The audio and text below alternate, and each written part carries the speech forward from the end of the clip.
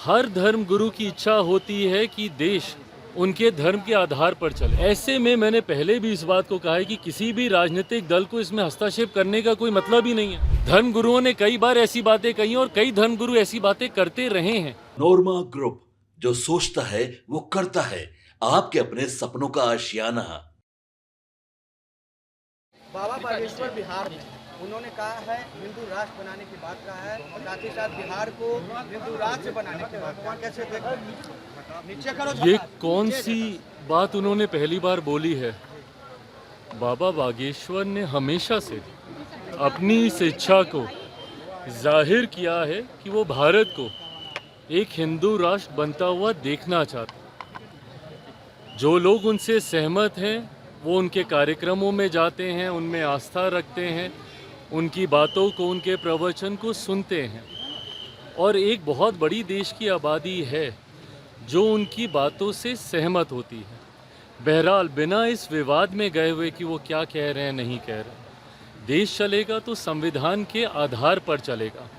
और जो राजनीतिक दल, हर धर्म गुरु की इच्छा होती है कि देश उनके धर्म के आधार पर चले। ऐसे में वो अपनी इच्छा को रखते हैं, उनके अनुयायी उनकी बातों को सुनते, मानते, समझते हैं। ऐसे में मैंने पहले भी इस बात को कहा है कि किसी भी राजनीतिक दल को इसमें हस्तक्षेप करने का कोई मतलब ही नहीं है।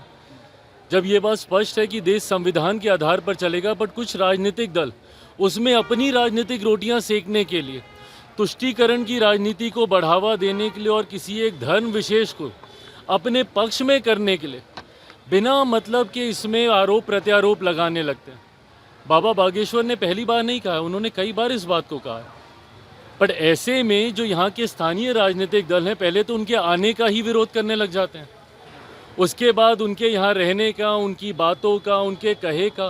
भाई आप एक राजनीतिक दल हैं, आपको क्या लेना देना कोई धर्मगुरु आके क्या कह रहे हैं नहीं कह रहे हैं। जब किसी दूसरे धर्म के लोग अपने धर्म के बारे में सारी बातें करते हैं तब तो ये लोग नहीं बोलते राजद जैसी पार्टियाँ। क्यों? क्योंकि उस वक्त इनको तुष्टीकरण करना होता है।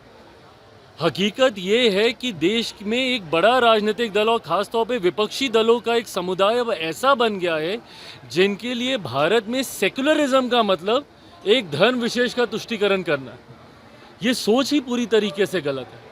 राजनीतिक दलों को अपनी टिप्पणी सिर्फ राजनीतिक आधार पर ही रखनी चाहिए और सिर्फ सरकार की नीतियों के आधार पर करनी चाहिए। धर्मगुरुओं ने कई बार ऐसी बातें कही और कई धर्मगुरु ऐसी बातें करते रहे हैं। इस विवाद में किसी राजनीतिक दल को पढ़ने की ज़रूरत ही नहीं है। राजद के पास अगर इतना ही समय है तो फिर वो भी अपनी एक धर्मशाला अलग से खोल लें। फिर क्यों वो किसी एक राजनीतिक संगठन का हिस्सा बने हुए हैं?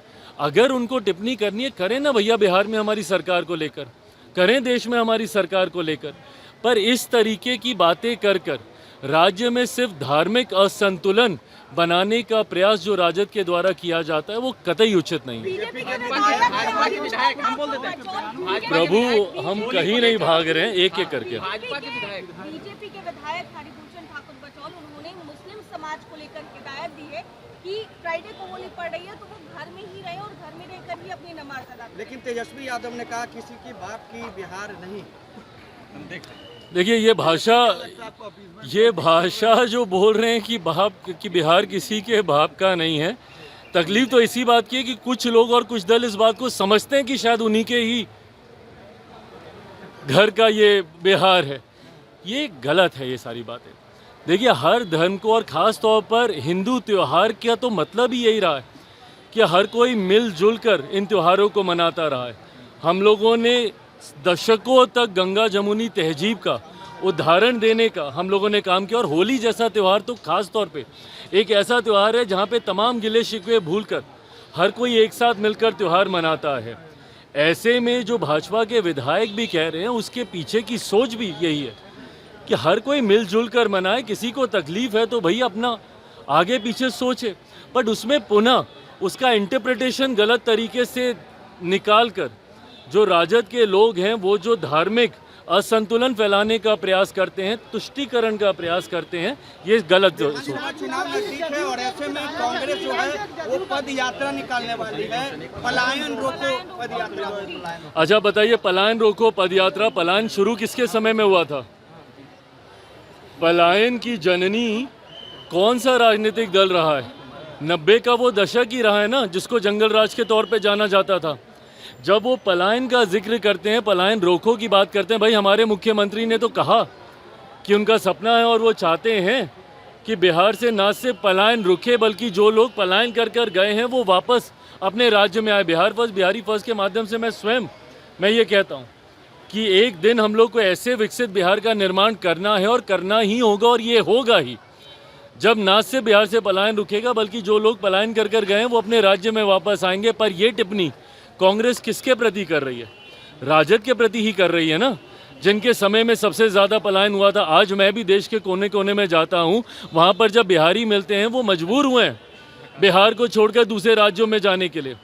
जब मैं विदेश की यात्रा पे भी जाता हूँ, वहाँ पे भी खास तौर पर बिहारी डायस्पोरा से इंटरेक्ट करता हूँ, उनसे मुलाकात करता हूँ, और उनका वो दुख मुझे उनकी बातों में दिखाई देता है कि किन परिस्थितियों में उनको अपना प्रदेश छोड़कर दूसरे देशों में जाना पड़ा, और आज पीढ़ियाँ वहीं पे बस के रह गई हैं, अपने ही राज्य में प्रवासी कहलाते हैं। तो जब कांग्रेस ये बात कहती है तो सीधा निशाना कहीं ना कहीं ये राजद पर ही है। और इस बात को मैं कई बार कह चुका हूँ, पुनः दोहराता हूँ कि ये महागठबंधन का जो स्वरूप चुनाव से पहले अभी दिख रहा है, संभवतः ये स्वरूप चुनाव में हम लोगों को देखने को नहीं मिलेगा। जिस तरीके से महागठबंधन के विभिन्न घटक दलों के बीच में ही एक वर्चस्व की लड़ाई शुरू हो गई है, चुनाव आते आते तक आप देखिएगा कि इस वर्चस्व की लड़ाई का परिणाम होगा कि राजद कांग्रेस, और एक बार पहले भी ये हो चुका है, पहले भी राजद कांग्रेस अलग होकर चुनाव लड़ चुकी है, वर्चस्व की लड़ाई में इस बार भी देखने को मिलेगा। और जिस तरीके से कांग्रेस के तेवर हैं और जिस तरीके से केंद्रीय नेतृत्व से लेके बिहार का जो उनका संगठन है, जिसको इस बात की समझ अब आ चुकी है कि उनके पास खोने के लिए ज़्यादा कुछ नहीं है। जितनी सीटें उन्होंने जीती है, संभवतः अकेले लड़के इससे ज़्यादा सीटें वो जीत सकते हैं। तो ऐसे में कांग्रेस और राजद एक साथ मिलकर चुनाव लड़ेंगे। मुझे ऐसा नहीं लगता चुनाव आते आते तक महागठबंधन पूरी तरीके से खंडित हो जाएगा। मोदी आज मॉरिशस के दौरे पर है, पूरे बिहारी स्टाइल में उनका वहाँ वेलकम हुआ है। एज अ बिहारी आप कैसे देखते हैं उनके इस पल को? खुशी होती है जब दूसरे देशों में बिहारी स्वरूप में हमारे देश के मेरे प्रधानमंत्री आदरणीय नरेंद्र मोदी जी का जब स्वागत होता है।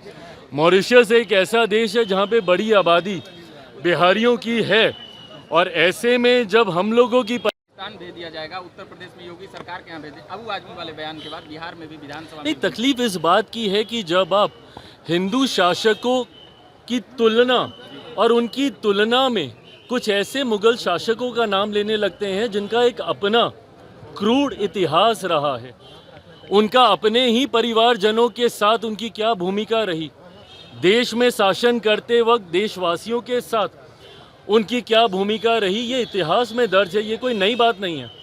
पर ऐसे में हिंदू शासकों के सामने तुलना करते हुए जब आप उनको ऊंचा दिखाने की सोच रखते हैं तो ये तुलना ही गलत है। हर किसी का शासनकाल एक अलग परिप्रेक्ष्य में रहा है, सही गलत डिबेटेबल हो सकता है, पर जब आप हिंदू शासकों से उनकी तुलना करके उनको बेहतर बताने का जब आप प्रयास करते हैं और पुनः तुष्टीकरण की राजनीति की सोच के साथ एक धर्म विशेष को आप खुश करने का प्रयास करते हैं, इसके मैं विरोध में हूं। आपके सपनों को हमने सजाया है, ई होम्स पैनोरामा को हमने बनाया है। ई होम्स मेरा एक सपना था जिस पे मैं पिछले 4 साल से काम कर रहा था। हमने जो बनाया है वो सबने है माना। ई होम्स पैनोरामा में हो आपका भी आशियाना। और फाइनली हमने 2021 में इस प्रोजेक्ट को लॉन्च किया। बहुत लोग अप्रिशिएट कर रहे हैं कि पूर्णिया जैसे शहर में, बिहार के, एक तो बिहार की बात करें उसमें भी पूर्णिया जैसे छोटे जगह में इस तरह का लाइफस्टाइल देना, ये सुन के हम लोगों को बहुत अच्छा लगता है। ई होम्स में हमने कुछ और भी किया है, जैसे हम जिस जगह में रह रहे हैं हमारे फैमिली सिक्योर हो, उनको सिक्योरिटी का ध्यान में रखा है। आपकी सुविधा और सुरक्षा आपके लिए खास है, ये आपका विश्वास है। इसमें आर्टिफिशियल इंटेलिजेंस का 7 लेयर सिक्योरिटी का हमने इस्तेमाल किया है। लस ग्रीन कैंपस को बनाया है, यदि हमारा बाउंड्री वाल है तो वो वर्टिकल गार्डन है। ये जितनी भी फैसिलिटी होता है एक इंटरनेशनल टाउनशिप में ई होम्स है, ये हम लोग विश्वास नहीं कर पा रहे हैं। जो भी हमारे मित्र दोस्त या जो भी हमारे बाहर आते हैं तो हम लोगों को बहुत अच्छा सुनने को मिलता है और बहुत अच्छा क्रेडिट मिल रहा है। वो सारा हमने सिर्फ एक बिल्डिंग नहीं बनाया, हमें एक बहुत अच्छा लाइफस्टाइल दिया ई होम्स में। और मेरा एक सपना था जिसको मैं आज फुलफिल होते हुए देख पा रहा हूँ। ये आपका आवास है। ई होम्स पैनोरमा में अब आपका निवास है। E homes panorama, luxurious lifestyle redefined. Panorama group, जो सोचता है वो करता है। अगर ये वीडियो पसंद आई और वह बिहार के राजनीति और बिहारियत से सरोकार रखेनी तो सब्सक्राइब बटन दबा के चैनल के सब्सक्राइब कर ली। ओजे एगो घंटी बा, ओकरा बटन दबा देला से कुल सटीक और मारक खबर रुआ मुफ्त में मिल जाई। अगर रुआ पत्रकारिता के हमनी के नया प्रयोग में सहयोग कर चाहतानी तो ज्वाइन बटन दबा दी। पेटीएम नंबर नोट कर ली 9386816700।